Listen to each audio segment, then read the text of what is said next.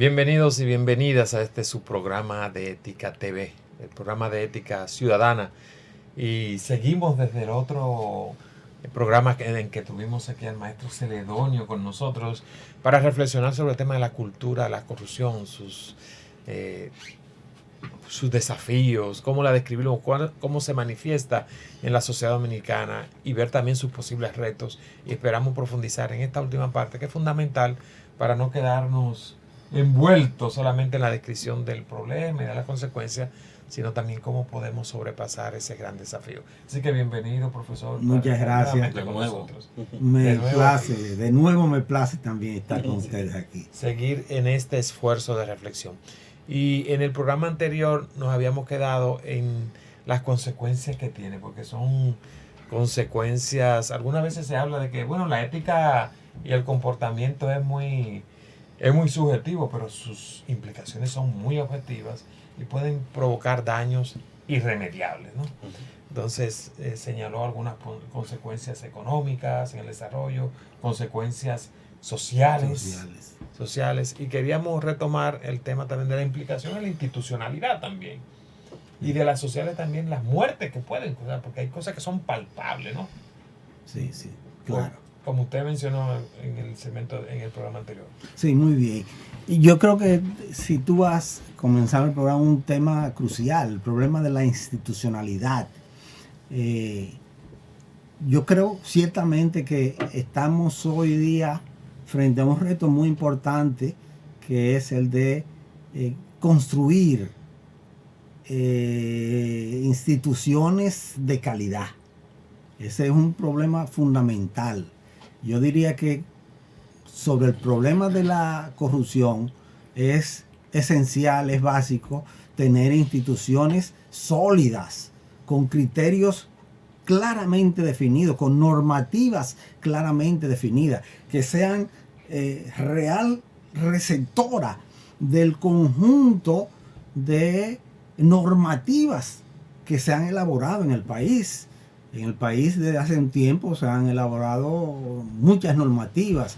Yo diría que conozco un librasco amplio de normativas sobre el problema de la administración pública. Pero el problema de la calidad en las instituciones no se trata solo de que estén poseídas de un cartapazo de normativas, una cantidad de normativas, y que no la apliquen.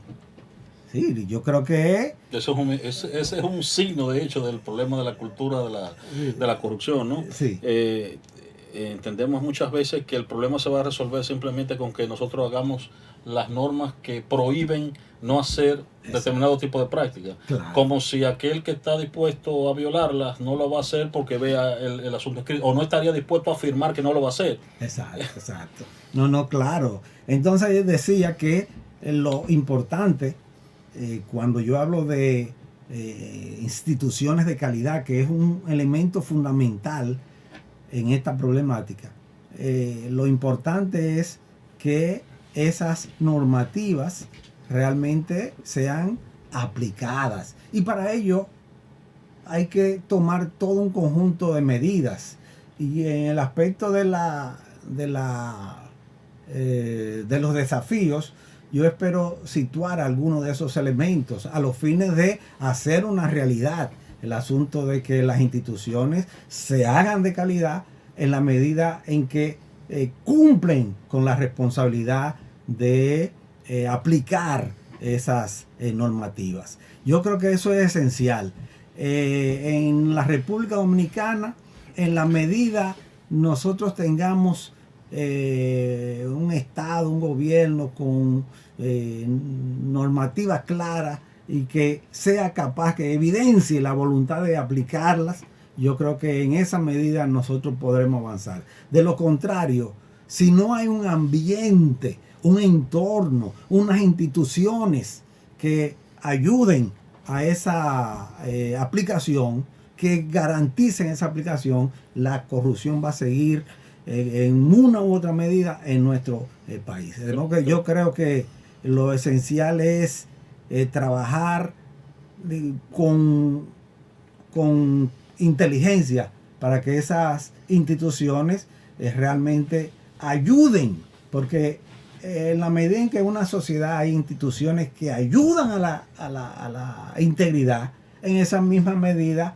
va a haber integridad en el conjunto de la sociedad. Si no hay instituciones definidas claramente en ese sentido, que ayuden claramente en ese sentido, es muy difícil que podamos lograr que el dominicano y las dominicanas puedan superar este problema tan serio y tan dañino.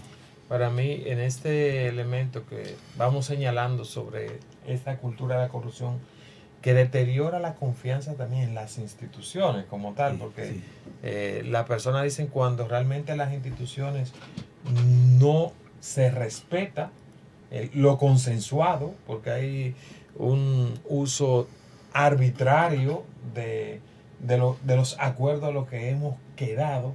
Entonces no hay una responsabilidad. Pues entonces, ¿para qué sirven esas instituciones? No, y hay un descrédito horrible que entonces termina por carcomer la democracia y las posibilidades de tener unos consensos sobre los cuales nos podamos manejar. Y genera también una cultura de la violencia, porque por ejemplo, allí donde la gente no confía en la institucionalidad de la justicia, entonces entiendo que yo puedo sustituir la justicia, la ejerzo por Exactamente. Entonces viene bueno, el que sálvese quien pueda, el que esto no hay realmente una norma que nos ría porque nadie la respeta. Y entonces, porque el deterioro también, y ahí lo empato, no se trata de que busquemos un compendio de normas, sino que al mismo tiempo nos hagamos responsables de los consensos a los que hemos llegado. Entonces, es realmente reforzar esa capacidad de ser respetuoso de los acuerdos y de las normas que nos hemos dado, porque confiamos en que la institucionalidad va a funcionar. La confianza es esencial, y la confianza se logra siendo efectivo en las medidas que se proclaman, que se prometen. Entonces, si no hay esa confianza, la gente dice, no, pero yo no voy a sacrificarme, voy a ser el tonto que va a estar actuando así, hasta cuando en esa institución yo veo que hay esto y aquello. Sí. Eso es así, de modo que es fundamental la confianza pero una confianza que no es un problema de declararla confiable, sino que se evidencie confiable en términos prácticos, en términos de su comportamiento. Yo quería mencionar otro elemento, como en el programa anterior mencionaste las consecuencias sociales, el tocar realmente el daño que se provoca en las personas. Porque muy bien uno puede hablar de una estadística, o que tantas escuelas no funcionan, o que tantos hospitales no se terminaron, pero ¿cuántas vidas perdimos de muertes a destiempo precisamente por el uso particular de los fondos dedicados a lo público y al bienestar de la colectividad? Claro. O sea, cuando uno piensa en las personas mayores que perdieron la vida, en los niños que no pudieron crecer y desarrollarse, en el joven que perdió toda una oportunidad en la vida, o sea, el impacto que tiene en el sufrimiento de tantas personas es clave. Tomarlo y tocarlo y experimentar el sufrimiento. Ya lo creo. Yo estoy totalmente de acuerdo contigo. La corrupción no solamente tiene efectos económicos y sociales, sino que también en ese ámbito que tú sitúas, o sea, del ser humano, la corrosión del ser humano, la espiritualidad del ser humano está de capa caída en un ambiente donde lo que predomina es la corrupción. La excelencia humana no tiene nada que ver con corrupción. Allí donde hay corrupción, la excelencia humana rueda por el suelo. Pues bien, vamos a hacer una pausa para entrar en este otro elemento tan importante, que es por dónde van los grandes desafíos y cómo nosotros vemos, cómo lo ve Celedonio, de cómo enfrentar esta cultura de la corrupción que nos corroe y deteriora. Así que hacemos una pausa y volvemos en breve.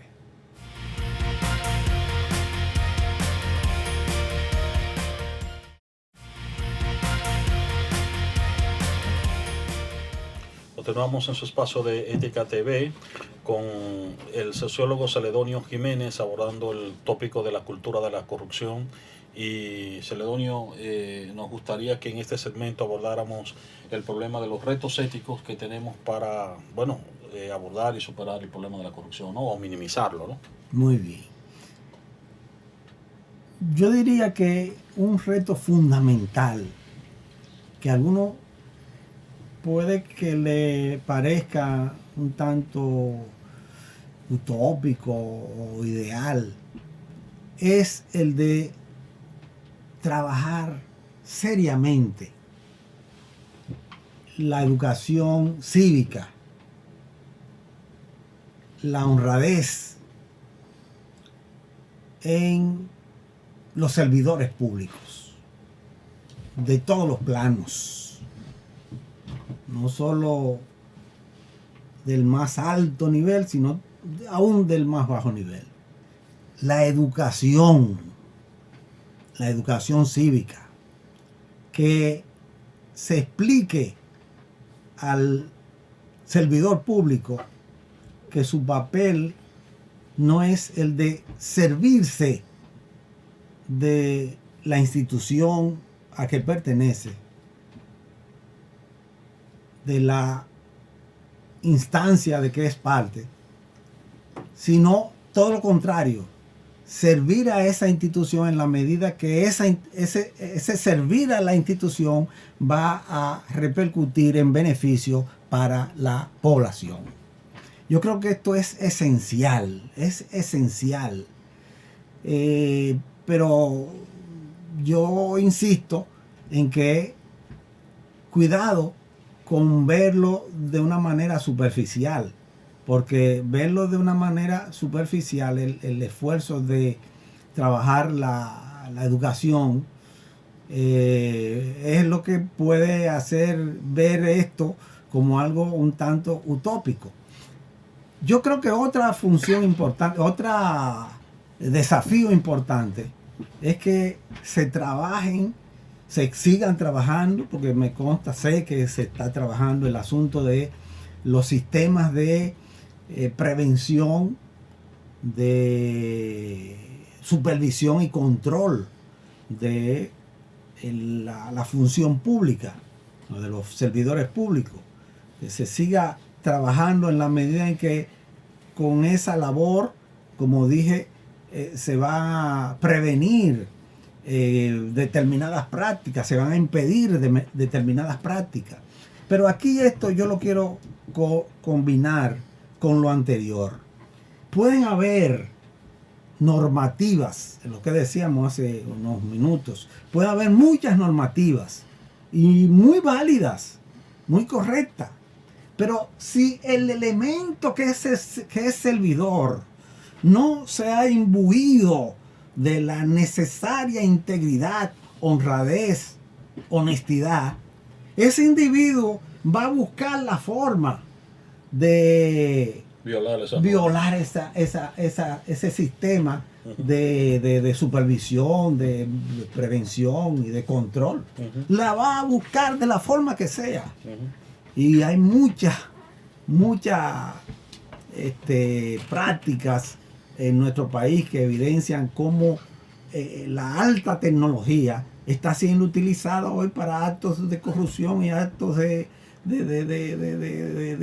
violación a los derechos del ser humano, a los bienes, a la propiedad de las personas.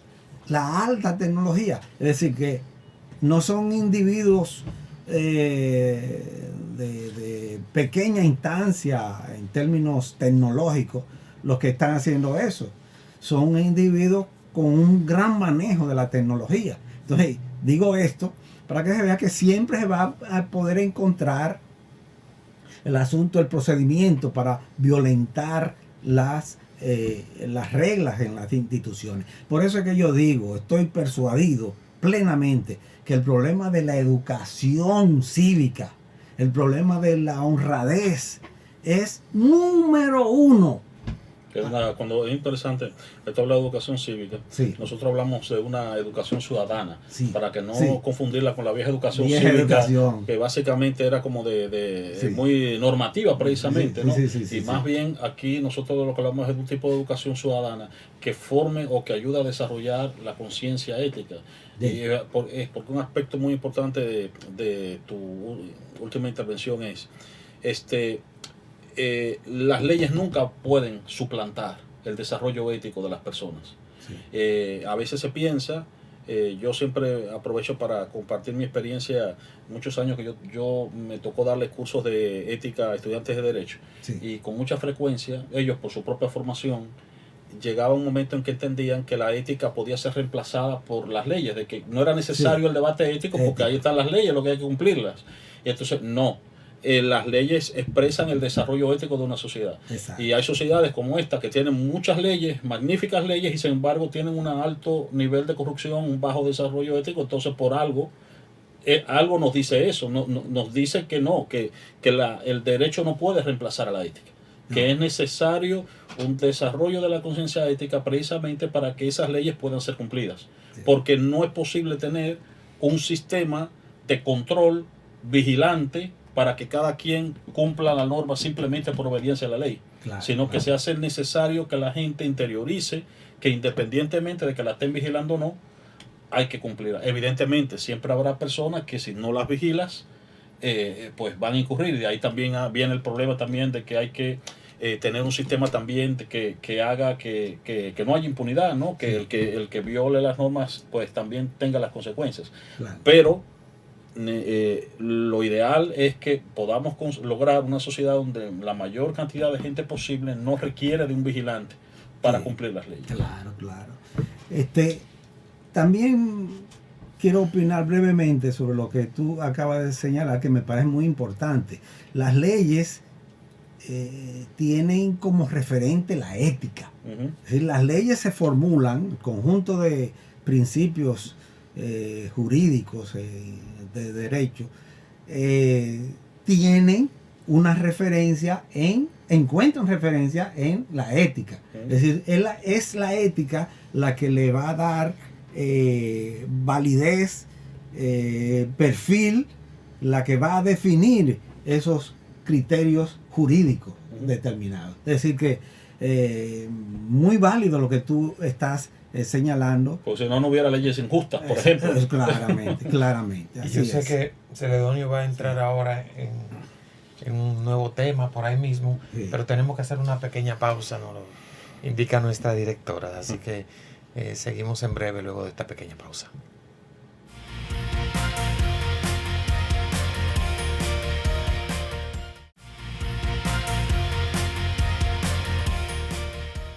Continuamos con su espacio de Ética TV con el sociólogo Celedonio Jiménez. Celedonio, hablábamos en el último segmento del problema de los retos éticos, ¿no?, que tenemos para minimizar el problema de la corrupción en la sociedad dominicana, ¿no? Muy bien. Otro criterio fundamental, otro desafío que nosotros tenemos por delante, además de los que he señalado, es decir, la educación ciudadana, uh-huh, me parece muy válido el término, preferible a los fines de evitar confusión con lo de educación cívica. Además de eso, y decía que otro aspecto es trabajar en los sistemas de supervisión y de prevención de la corrupción. Además de esos aspectos, yo diría que un reto, un desafío fundamental sigue siendo el trabajar en la práctica y con toda evidencia en la línea de enfrentar la impunidad, uh-huh, y que se vea una voluntad real de enfrentamiento a la impunidad, que se vea con toda claridad que cada acto tiene sus consecuencias.